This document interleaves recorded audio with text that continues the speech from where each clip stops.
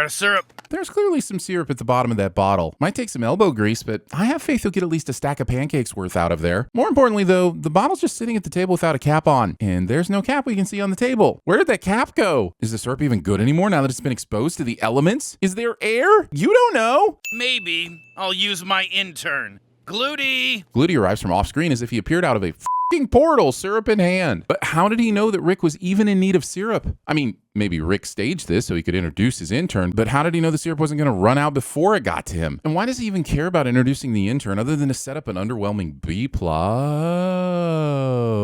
Also, the syrup bottle Gluty is using doesn't have a lid on it either. What does his family do with the lids? Are they monsters? Now, if you'll excuse me. Wait, he just dragged his poor intern in to syrup his pancakes and now he's just going to off? Feels like Rick went to the Every CEO Ever school of treating interns. When Grandpa Rick pats his belly like that and leaves without Morty, it means he's going to go poop. I guess it's that time of day when we sin that Rick isn't using his portal gun. He doesn't have a problem using it later in the episode, and I don't know about you, but when I realize it's time to drop the kids off at the pool, the last thing I want between me and the community center is a car ride. Honey, why can't you get this excited about your SATs? Asking this instead of wondering why Summer knows so many specifics about her grandfather's Hershey squirts. Well, I'm man enough to simply say I'm going to poop. Defining your masculinity by a willingness to announce your readiness to sit the porcelain throne when you're barely competent enough to be defined as sentient. Assuming that Rick sinks the Bismarck once a day like a regular human, that is regular, right? Wouldn't this path be well trodden? I suppose this could be a magically regrowing field/meadow/macroscopic cilia farm, but I refuse to keep filling in the narrative gaps in this show until I get an official writing credit.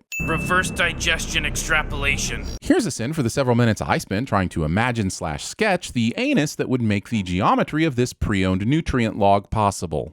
Time to meet your maker. Nice try, but time to meet your eater would be far more accurate. I can't see how there's any way of knowing ahead of time that the maker was the eater. Also, how is the turd pewter only picking up on the sandwich? Shouldn't it be a selection of, well, other too? What are you guys doing? Did you develop an app? But if Gluty already had the app design handy, what exactly did he need Jerry for? If this is his species' way of stealing water from the planet, why not just develop the app immediately? What's the point of all this? Do you want to develop an app pomp and circumstance? Rule number 1 in app development, son. Never follow the rules. Except when the rule is tattooed on an alien's forehead, Dad! Why do you think Rick would have that rule? Morty would be excellent at TVSins. But the sin here is that Rick should have known this was a likely possibility and should have either A, found a syrup-delivering intern without a don't develop my deadly app caveat, or B, not left said intern with the primordial smegma film that evolution deemed necessary to give the most basic self-awareness to called Jerry. Guys, we're getting our first users. And it just happens to be Summer because coincidence, thy name is Rick and Morty. This new app just matched me with a guy that is my type. Super my type, learn to agree. Beth wasn't asking you what you meant, Summer, so there was no need to explain. And how is the explanation 10 times more irritating to hear than the thing you said? Alls, kid. Your Sue Tai works at Jersey Mike's and sees 25 fish shows a year. Then Danny must be independently wealthy because tickets, along with all the drugs you would have to purchase for 25 fish shows, aren't cheap. This world cares too much about bands and too little about love. And I think I love you. Tommy, how's the peeping? Tommy, how's the peeping? Tommy.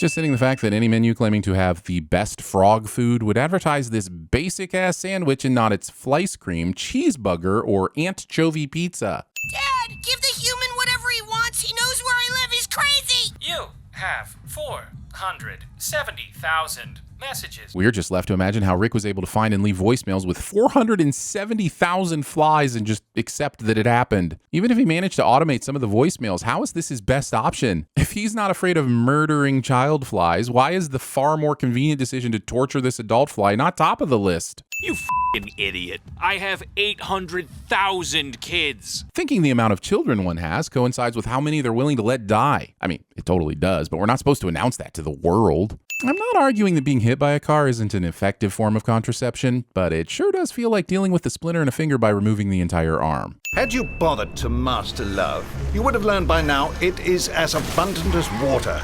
You know what isn't?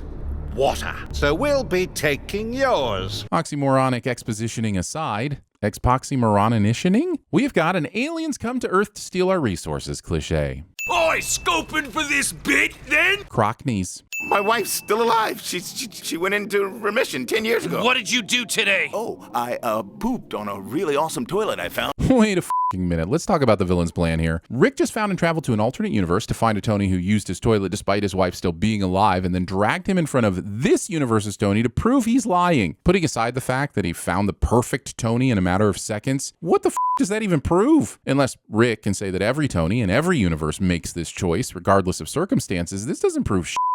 So next time you stumble onto a toilet that feels too good for your ass, trust me, it is. But how did Tony even find the damn thing in the first place? And why didn't Rick have any sort of defense or shield or f***ing laser beam that turns you inside out and teleports you into the final days of a civilization that prides itself on flaying any and all visitors with a lime-soaked cheese grater before they fall into the abyss of a black hole? I think he'd get a kick out of that.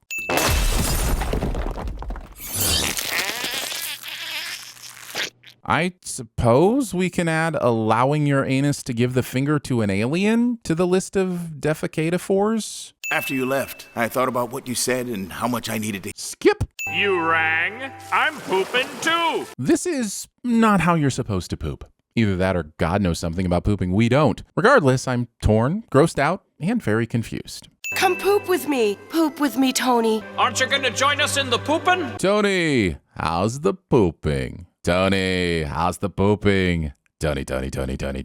You can make a perfectly realized toilet-filled simulation of heaven, but you can't share a toilet. Tony would be the king of his own throne at TVSins.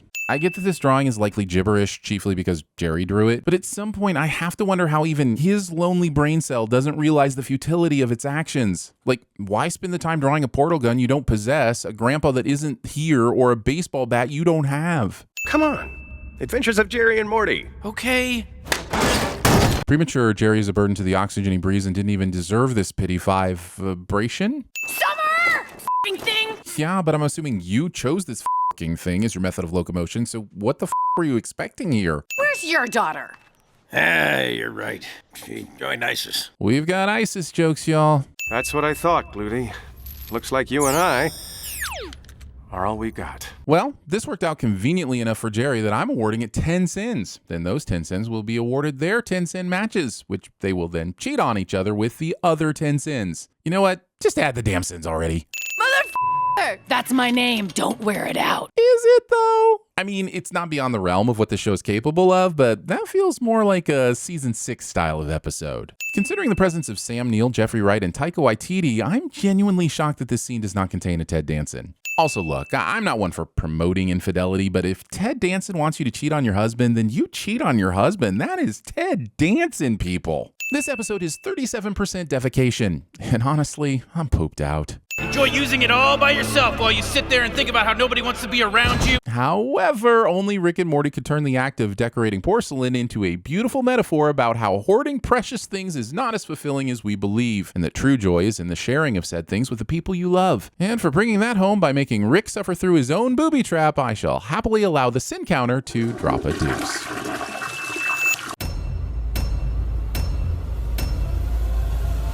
I'm gonna have to science the shit out of this.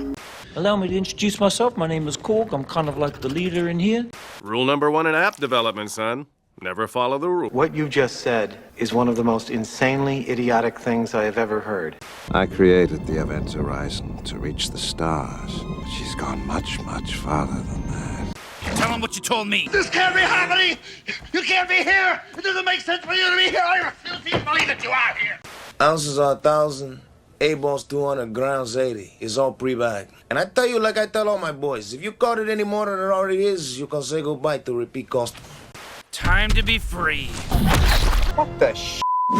Adventures of Jerry and Morty, huh? Put her there. At no point in your rambling, incoherent response were you even close to anything that could be considered a rational thought. I started today disgusted and embarrassed to be your son, and then later I thought we were gonna die because you're a loser. No notes.